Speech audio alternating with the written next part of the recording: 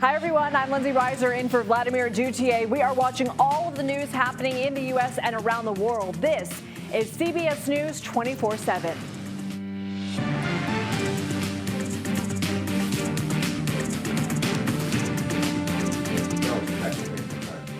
Two Iran-backed leaders killed in a matter of hours. Now, world leaders try to keep the rocket attacks in Tehran and Beirut from derailing a possible ceasefire in the Middle East. Fires explode in the west from Colorado to California. We have the latest on the efforts to protect as much land and property as possible. And controversy on the campaign trail, why an invitation extended to former President Donald Trump has caused an uproar at the National Association of Black Journalists Convention in Chicago.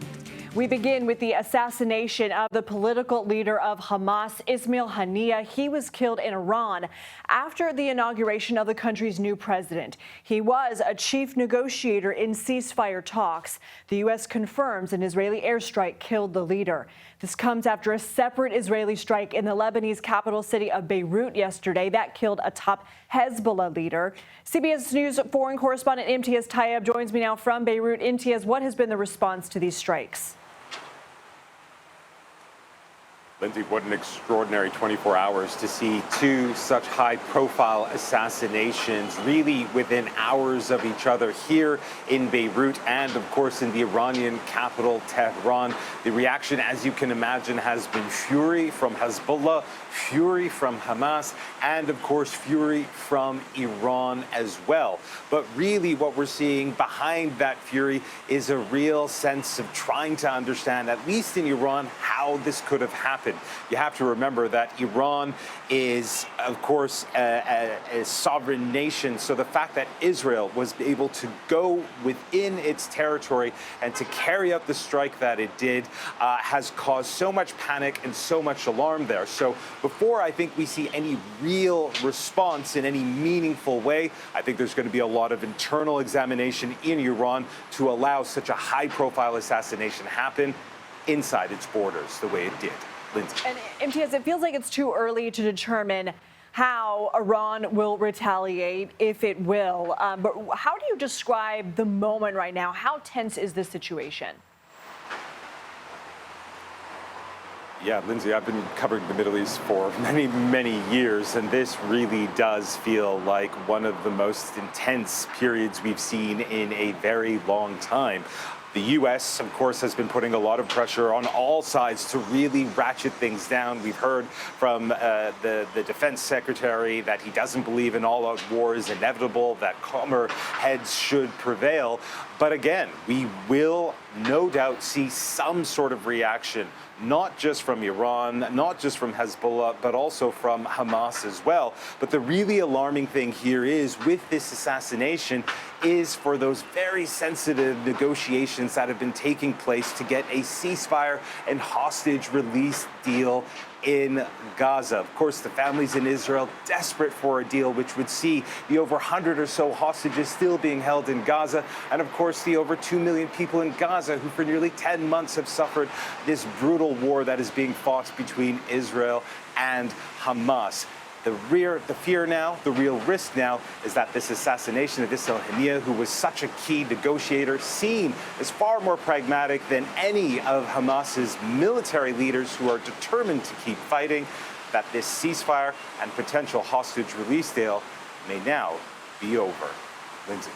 And Imtiaz, you were on the ground in Beirut yesterday to catch people up to speed on that. This was a targeted strike in Beirut, the most populous city in Lebanon, the capital city there, in retaliation against Hezbollah for a strike in the Golan Heights over the weekend. How do you describe what you saw yesterday?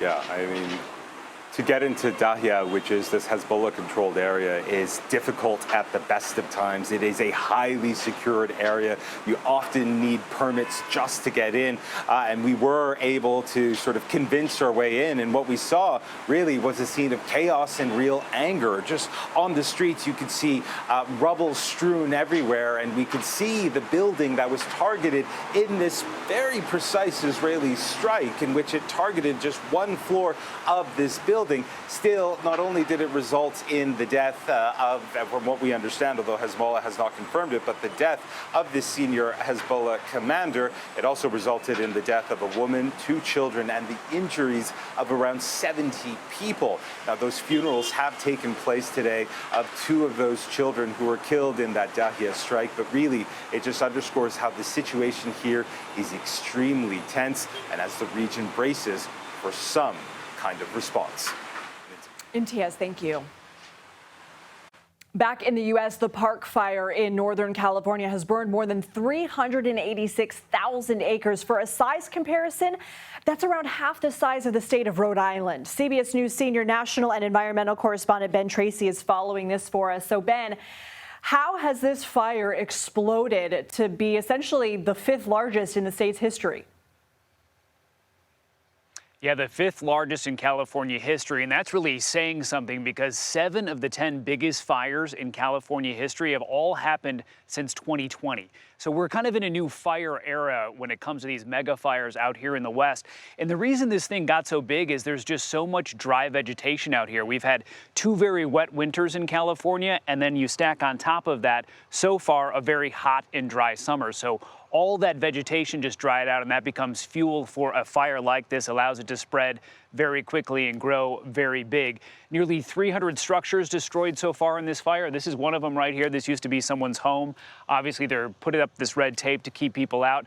The good news, though, this morning is that firefighters are making real progress. You see a lot of smoke out here, but you actually don't see a whole lot of flames, and that's because they've really pushed this fire deep into the forest around here, trying to keep it away from these more populated areas where people are living. A lot of people still evacuated. They're not letting them back into their homes just yet, but they are talking about easing some of those evacuation orders perhaps later today as they get more control of this fire. Right now, it's 18% contained. Sitting at home, that might not sound like a whole lot, but on a fire like this, it is a real sign of progress that they have that level of containment so far. Yeah, when we're talking about hundreds of thousands of acres at this point. Ben, in Southern California, there's another wildfire spreading. This one's called the Nixon Fire. What's the latest? Yeah, so that is a fire that is kind of south of Los Angeles. It's on the border of Riverside County and San Diego County. And fun fact, it's called the Nixon Fire because it actually broke out near Richard Nixon Boulevard, named after the former president. So that's why it has that name. That fire has grown to about 4,000 acres, and there are evacuation warnings in place, but they are trying to keep that away from the more populated areas as you get closer to San Diego. So the hope is that they'll make some progress on that fire today. But this really is what we're looking at for the next couple of months out here, because we don't get rain here in California typically until late November, December. And so this is really kind of an omen that this is going to be a rough fire season for the next several months. All right, indeed, Ben, thanks to you and your crew. Multiple fires are burning in Colorado. Residents are evacuating as the Alexander Mountain fire spreads. Officials estimate it's burned more than 5,000 acres, and last night another fire sparked in Jefferson County in the state. That prompted hundreds to evacuate their homes. CBS News Colorado reporter Michael Abeyta joins me now from Jefferson County, where the Quarry fire is spreading. Thanks for being with us. What are you learning? Well, you know, this is really smoky out here right now. It's a small fire, but it's an active fire. As a matter of fact, if you look behind me, there is a smoke plume coming up over that ridge. That just popped up in the last couple of minutes. Like I said, it's compared to the other 2 fires that are in this state, it is small. Only 130 acres compared to the thousands of acres in those other 2 fires. And there have been some evacuations, though, because there are a lot of people here. It's a densely populated area. 575 homes were evacuated overnight, 5 different residential neighborhoods with 2 on standby. Now, just because this is a big fire, the problem is not that the size of the fire, it is that there are the 2 other fires in the state happening right now, which are taking resources away from this smaller and newer fire. That means the deck is stacked against firefighters here right now. They may not be able to get any resources today. It's going to be very hot. It's going to be in the 90s here in Colorado today. It's been dry for a month. We haven't really got a whole lot of rain. That means there's a lot of fuel up in these hills to burn. And like I said, it is hilly. It's the Rocky Mountains. mountains. It's very rocky up there. There's a lot of brush that can go up quickly. There are a lot of trees that can go up quickly, and they may not be able to get air support here today because of those other two fires. Now, we're going to learn more pretty soon about how big this fire truly is, because now the planes planes and choppers are able to go up and give us a more accurate look at just how big this fire is. But right now, firefighters just put their backs against the wall a little bit here, trying to get some kind of containment on this fire. You know, we've been reporting about the intense heat in Colorado so far this summer. Denver flirting with records, if not breaking them, with triple digits. Is the wildfire activity you're seeing so far this summer unusual? Well, it's not unusual. You know, wildfire in these areas, especially in the more rural areas like up north where those other two fires are, people are used to it. They're getting ready. They have their to-go items packed and ready to go, and they have a plan. It is a little bit unusual for this area, but it's not unheard of. But I will say that having lived in Colorado my whole life, that the last few years, the fire probability has gone up, the intensity has gone up, and they've become more frequent. So living here in Colorado, wildfires, no matter where you live, whether it's here in a suburb of Denver or in somewhere rural in the mountains, it is a threat that we constantly live with out here. Okay, Michael Abeyta, we're grateful you're able to join us. Thank you. Let's bring in CBS News Philadelphia meteorologist Grant Gilmore with a look at the national forecast. Hi, Grant. Hey, good morning. Yeah, a lot going on across the country today. And I mean, not just the fires, but the smoke that those fires are producing is producing a lot of poor air quality across portions of the Great Basin. You can see on this map here, this is all the areas where the smoke is projected to be, and it's traveling well up into the northern tier states, the upper Midwest, and that's going to transition out into the East Coast as we head through the second half of the week. That will be something to watch to produce hazy, smoky skies. Meanwhile, a huge heat wave. You heard them talking about it there. Denver, parts of Colorado, but really into the central plains, the lower Mississippi Valley. Excessive heat warnings in effect, with building heat back to the west into the Pacific Northwest and then back into the Great Basin as we head through the second half of the week into the weekend. Look at some of these forecast highs. High temperatures, upper 90s to near 100 degrees, but feels like temperatures well into the triple digits. That's today. We could see that heat continue into the day tomorrow as well, where we'll likely see temperatures approaching, feeling like 110 degrees. So big heat on the way, more heat out west. We're also tracking the threat for severe weather again today. We'll tell you where coming up here in just a little bit. Back to you. Okay, Grant, sounds good. Thank you. CBS News has learned Vice President Kamala Harris has set a timeline to choose her running mate. The presumptive presidential nominee held her biggest campaign rally to date in the battleground state of Georgia yesterday. And one moment in particular seemed to get quite a reaction from the crowd. Watch. I do hope you'll reconsider to meet me on the debate stage.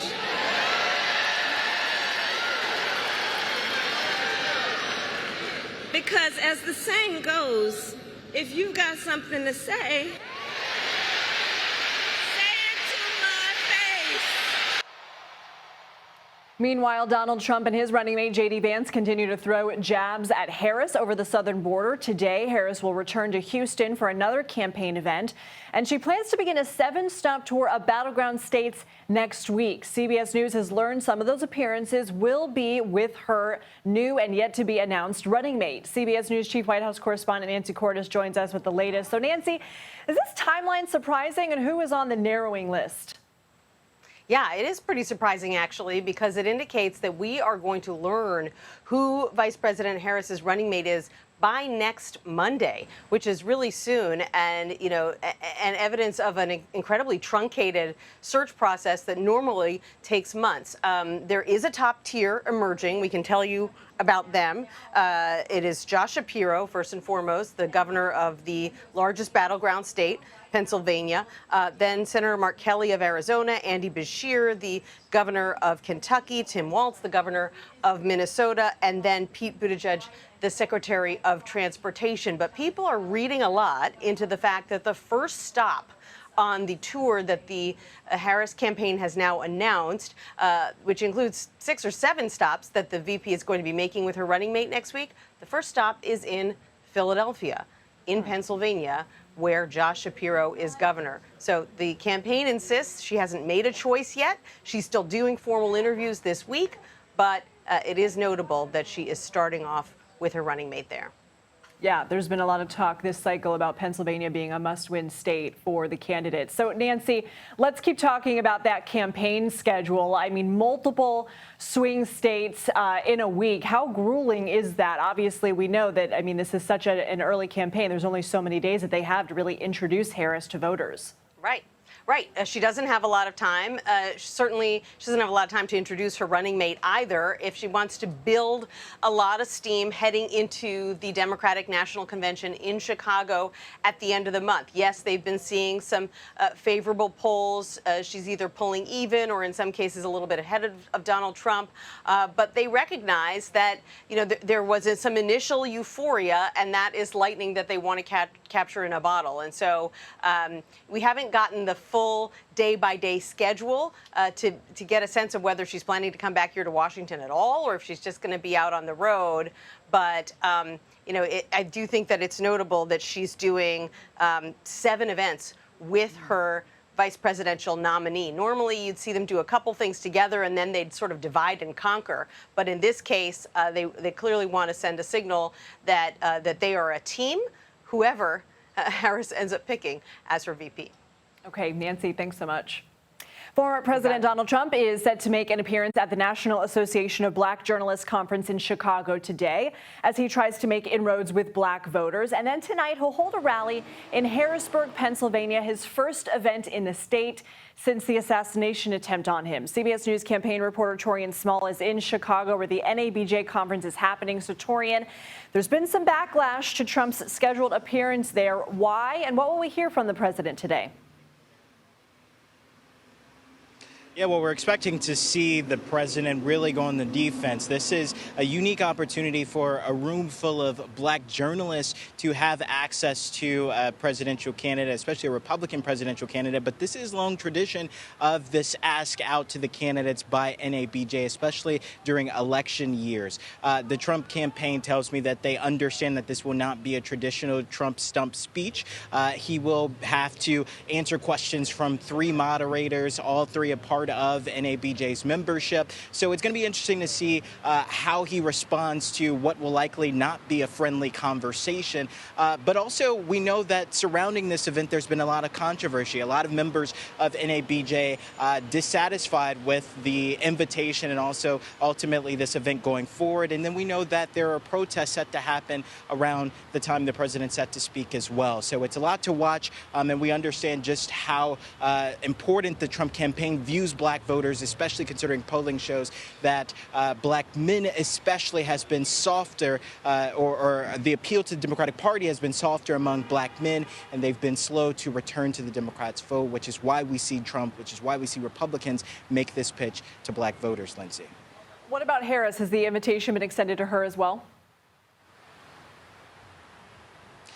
Yeah, unfortunately, I'm told by NABJ leadership that it just didn't work out timing-wise. Initially, I'm told that President Biden had accepted when he was the presumptive nominee. Now that Harris has stepped up, her schedule is significantly different. There was back and forth negotiations about whether or not she would be available to do a virtual event, but I'm told that the Harris campaign has offered and accepted an opportunity to talk to NABJ's membership just at a later date. This would be post-convention, and this would also be in a virtual setting. Okay, Torian, thank you.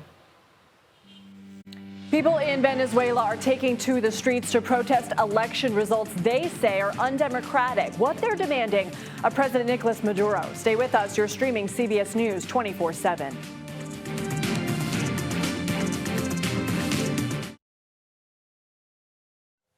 Violent protests in Venezuela have killed at least 11 people. Demonstrators are demanding authoritarian ruler Nicolas Maduro accept defeat from the disputed election. He is claiming victory, but his opponents say they have evidence showing they won. CBS News correspondent Christian Benavides is following this for us from Florida. So, Christian, what's the evidence being presented by both sides, and what's being done to resolve this? Okay, they said they can do 4. Lindsay, well, look, the Electoral Council in Venezuela, which is controlled by the regime, has said that Maduro won with 51% of the vote. Now, this has led to these massive protests and outrage especially after the opposition came out with the printouts from about 80% of the polling centers in Venezuela, showing an overwhelming victory by the opposition. In fact, much of the polling leading up to the election showed an overwhelming victory by the opposition. And in addition to that, the current regime has not released the tabulations from each one of the polling centers, something that has been done in the past. So in the past, you'd be able to see how a polling center voted. The government, 2 days after the election, 3 days after the election, has still not done that, which has raised a lot of questions, especially among the international community in the Venezuela, the Maduro regime, feeling pressure from the international community, even from some left-leaning governments, notably Gustavo Petro in Colombia, Lula da Silva in Brazil, both calling for Maduro to show the actual vote count so that this is a transparent election.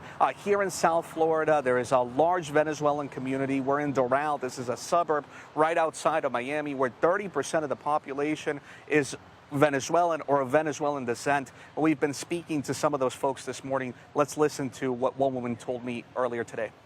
They're fighting, but we don't have in our side the military section. I wonder, when Maduro says that he won the election by 51% of the vote, what do you say to that? It's totally wrong. It's not. It's totally, he's a liar. The Carter Center overnight in a statement saying that these elections cannot be considered democratic. And, in addition to that, there's a question about, here in America, why should we care about what's happening? What's happening in Venezuela directly impacts all of its neighbors, and including its neighbors to the north. 7.7 million Venezuelans have fled the country since 2014. About 10% of them are estimated to have fled here to the U.S., and it's anticipated that yet another migrant crisis could happen at the border of migrants from Venezuela fleeing the country because of what's happening there, what's currently unfolding, and particularly if in this power struggle at the end, the regime is the one that's successful. As you heard from that woman here earlier, the military is backing the government for now, but there is a lot of pressure internationally and, of course, domestically from those protests. Lindsay? Okay. Christian, thank you. California Governor Gavin Newsom's executive order to clear homeless encampments went into effect just days ago. San Francisco officials say it's already being enforced, and some homeless advocates are not happy about it. CBS News Bay Area reporter Kelsey Tharoud has more. It was yesterday. I was there, and apparently it was. Jennifer Friedenbach, the executive director of the Coalition on Homelessness, says San Francisco officials haven't wasted any time sweeping homeless encampments across the city. And she's not happy about how she says it's being done. What we have seen is much more aggressive treatment of homeless people. We've seen arrests, we've seen illegal confiscation of their property. Last Thursday, the governor announced his executive order requiring state agencies clear encampments on state land. That order also encouraged cities to do the same. On Monday, almost exactly 72 hours later, the amount of time required to give notice of the sweeps, they started happening here in San Francisco. They've done the hate around the DMV. They've done an area south of Market. They did an area kind of here in the Mission near Folsom and 16th-ish. We went down to the DMV to check it out, and sure enough, the encampment that had been here for months, if not years, was gone. All that was left was the notice warning of the sweep stapled to a nearby tree. Jennifer says she's worried the people being kicked out have nowhere to go. It's just kind of this forced march from place to place to place. And because it's being done in such a harsh manner, people get really upset and they're further destabilized. If they lose all their survival gear, they're, of course, very devastated by that. The city claims it has no other choice. They say more than 2/3 of those offered shelter services refuse. Under these new rules, the city is still offering shelter to those being swept, but if people refuse, the city doesn't have to reoffer shelter the next time that person is kicked out of an encampment. Jennifer says she doesn't believe that approach will solve anything. None of those actions have decreased homelessness. In fact, studies show that these kind of operations exacerbate homelessness and make it worse. For now, though, the city is sticking to this approach. They've scheduled about 3 encampment sweeps each day this week and plan to also target smaller encampments on a daily basis. We continue to follow developments out of the Middle East after 2 fatal strikes on militant leaders risk inflaming tensions in the region. We'll tell you how the U.S. is responding. You're streaming CBS News 24/7.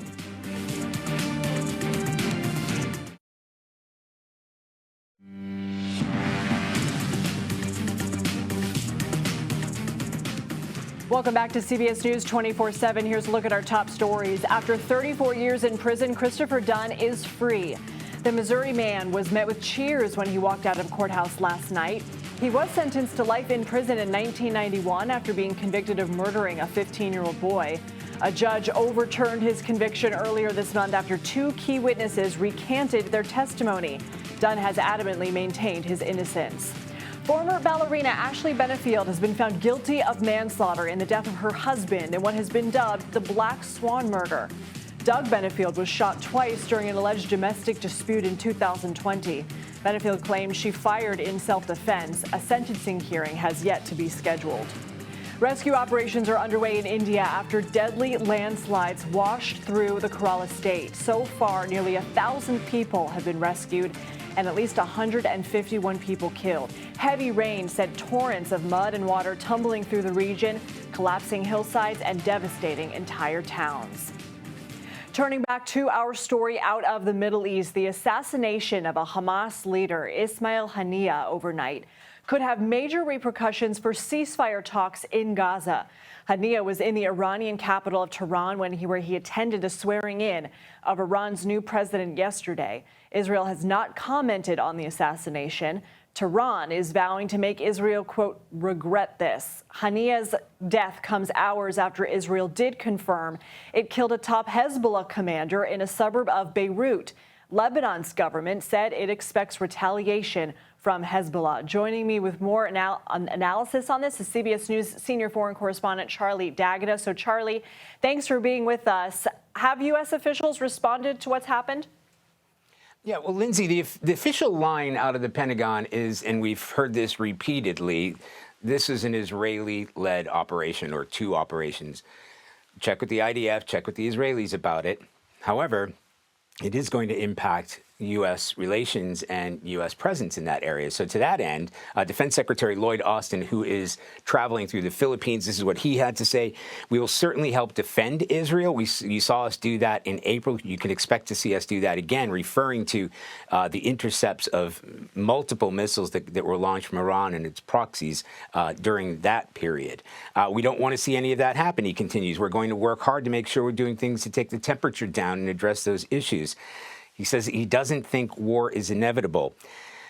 But they've been monitoring this, and I've been checking this for the past few days, even before these assassinations, about U.S. presence in that area. So we've got the USS Wasp, that's an amphibious assault ship with 24 Marine Expeditionary Unit. That's important, and I'll tell you why in a second.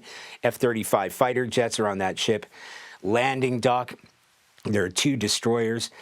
And getting back to the Marines, they are there for what's called NEOs, or non-combatant evacuation operations. And that's where you plan to evacuate in case of American citizens. It happened back in 2006. 15,000 U.S. citizens were evacuated from Lebanon. They're always prepared for that. So they're not exactly on military footing, but they're in the region and they're ready to react to whatever the conditions may be. The U.S. Roosevelt is the aircraft carrier. That's actually not even in the Red Sea. That's in the Arabian Sea. But, of course, it's got a long reach. The head of the CIA has been heading up some of these ceasefire talks and diplomatic relations here on the part of the U.S. How will those talks and negotiations be impacted by this? You know, Lindsay, it really could go either way. I've been looking at media reports in Israel. You have some hostage families that are saying, why would you do this now? And we have to nail this down. This is essentially the chief negotiator for Hamas. It's the political wing of Hamas. the negotiations would have been going through this man and his team. And you also have to remember this happened inside Tehran. So it's not only hitting a Hamas leader, but it's hitting a Hamas leader inside Tehran, which is going to roil, as it already has, the Iranians. So there is some of a mind to say, this is a bad time to do this. Why would you take out Hamas's chief negotiator? Others taking more hardline, saying, no, this is what we're capable of, and we're going to take the hostages out in the way that we can, essentially playing hardball. How that's going to play out, we won't know for the next few days. Okay, Charlie, thanks for joining us.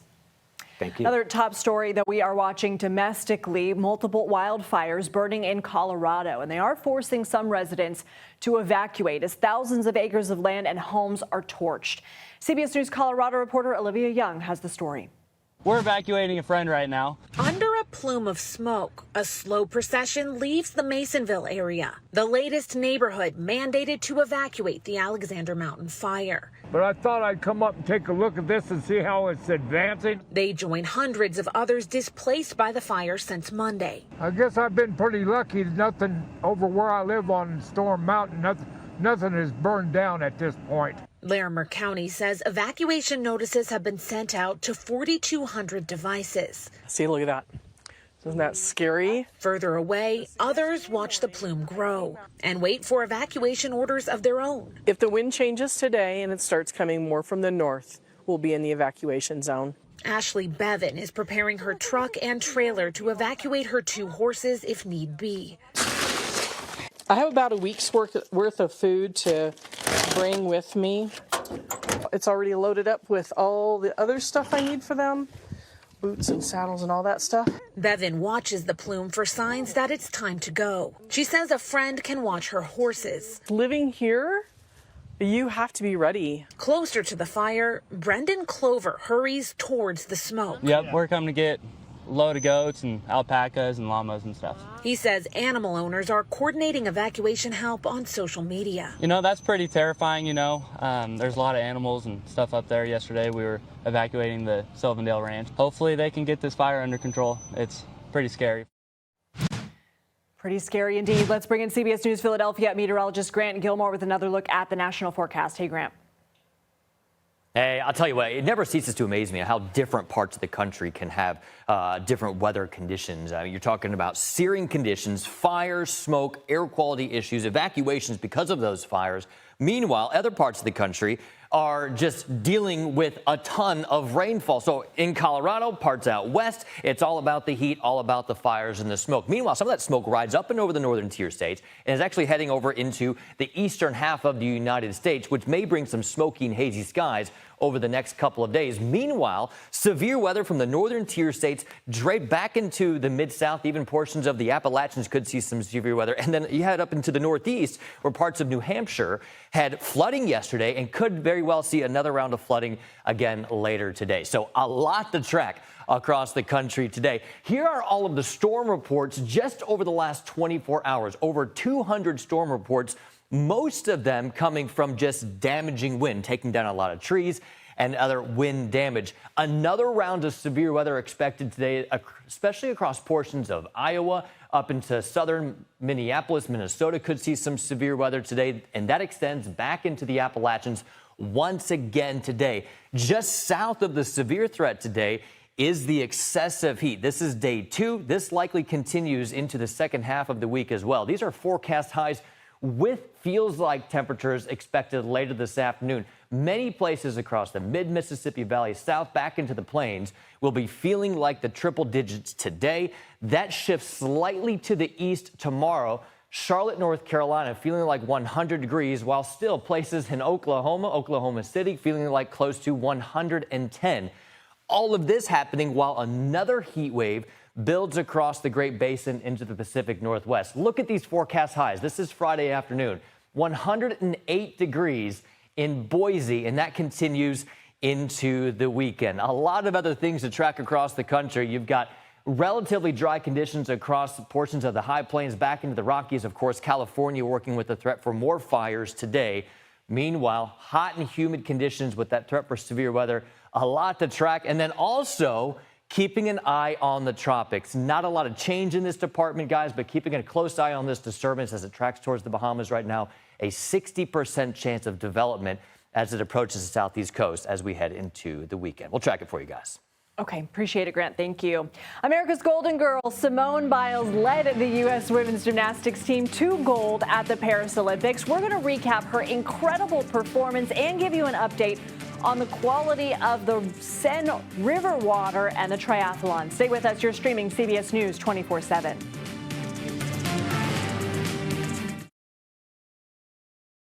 Well, after days of uncertainty, the men's and women's Olympic teams, the triathlons, went ahead in Paris today. So athletes swam in the famed Seine River after all. CBS News Saturday morning co-host and CBS News and sports correspondent Dana Jacobson is in Paris. Dana, you've been breaking this down, why this is so important all week. Essentially, there's a new filtration system that's supposed to clean up bacteria levels, but then it rained. What's the latest?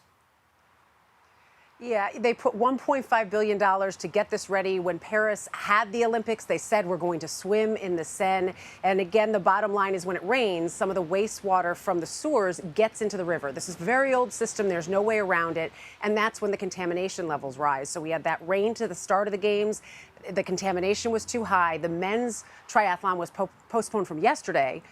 Today, the women were going. The women went at 8. The men went at 10. They said the contamination numbers were low enough that it was fine to swim.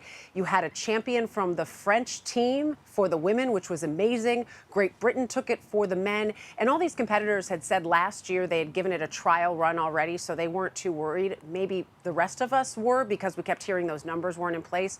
But it was an amazing scene to see these swimmers in the Seine River, which they hadn't been swimming in for over a century until they really started this cleanup project going. All right, let's talk about USA women's gymnastics. They are so thrilling to watch. They literally defy gravity to me and what the human body is capable of. They make it look so easy, and they were so consistent. Yeah, and I don't remember if it was with you, Lindsay, that we talked about this. Just when they qualified, they were 5 points ahead of the second place team at that point. That's just an enormous difference. I mean, we're used to a sport where it's hundredths that make a difference. This was a huge lead, and they went out and performed the way so many had hoped. So much pressure on them maybe to do the same after taking silver in Tokyo when Simone Biles wasn't competing with them in that team competition. And it's interesting because she said she started her day yesterday talking to her therapist. She felt good. But it wasn't until when she landed in the vault, that was her first event out there, she hit her landing and she knew it was going to be okay because in Tokyo, that's when she had felt the twisties come on and she didn't think she could go back out there. And she said she knew then, we've got this. And if you saw the smiles on the young women's faces last night and saw the cheers, she said they're just having more fun this time around together. And it really appears to be that way. You know, when you're having fun, like we do in the jobs we do, it is just easier to do it and it's better. Yeah, they did look very joyful. I noticed that. And like I said, just so much fun to watch. All right, so we have a couple of upsets. We've got rugby. We've got tennis. What are some of the storylines you're watching? Yeah, I'll start real quickly with tennis. Coco Gauff out of singles now, her third round match, and it was really eerie. If you're a tennis fan, you may remember from this year's French Open, she got knocked out. There was a question about a line call, same exact thing, and she was very frustrated, near tears, and said she's tired of having to advocate for herself out there on the court. She's someone who strongly believes that we should see replay in tennis. A tough out for her. Then she had to rally and come back because she's competing in the mixed doubles. She went out there, got the win there. She's also in the women's doubles, so you'll still see her around. And then rugby. Team USA takes its first ever medal in Olympic rugby for the women. They took the bronze. It was just incredible to see another women's sport that is now gaining recognition, and watch for them in LA, I'm telling you. Okay, Dana, thank you so much. So glad you're out there. Appreciate it. All right, we have many more stories that we are watching here at CBS News. Stay with us. You're streaming CBS News 24/7.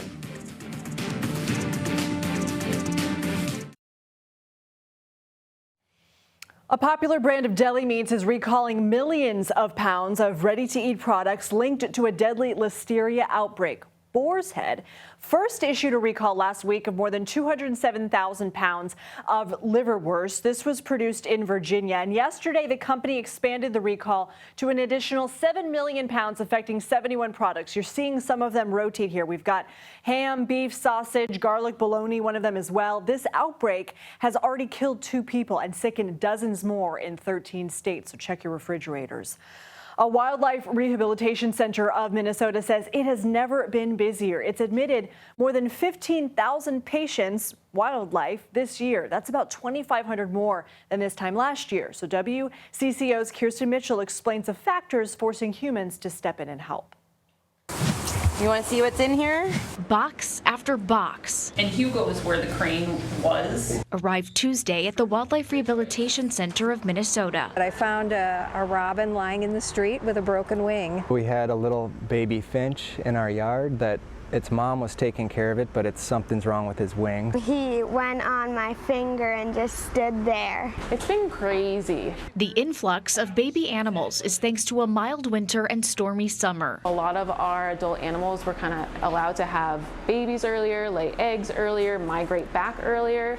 So our spring started in March. Dr. Amanda Rappaport says some squirrels and rabbits have already had second litters. We don't tend to see that until the fall time. Their conditions vary. This is a juvenile belted kingfisher. From getting stuck in a fishing line. This is our little baby mourning dove. To leaving the nest too soon. He came in with mange and he was emaciated. This fox just got a blood transfusion thanks to a dog on the center's donor list. After he started getting his first half of his blood transfusion, he changed completely. It's donations, volunteers, and staff helping keep the center going. We would not be able to take care of all these animals coming in without them.